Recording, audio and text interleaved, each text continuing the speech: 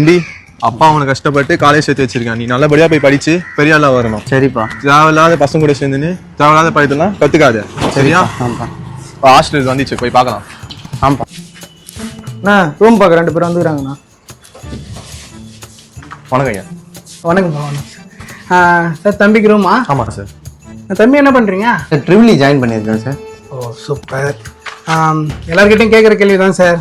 பையனுக்கு எதனா கெட்ட பழக்கம் எதனா இருக்கா? இல்லை சார், பையன் வீட்டு விட்டு வெளியே போக மாட்டான். இல்லைங்க சார், அப்படிதான் சொல்லி சேர்றானுங்க.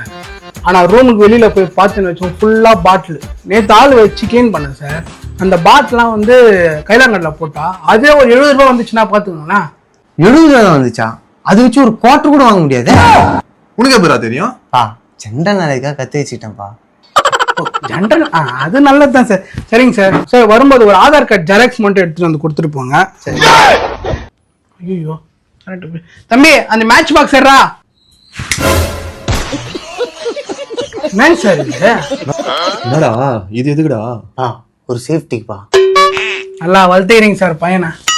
சரி வாங்க போய் ரூம் பார்க்கலாம். ஏய் இதை ஆஃப் பண்ற. வாங்க. இதான் சார் ஃபர்ஸ்ட் ஃப்ளோரு. ஓகேங்களா? First floor.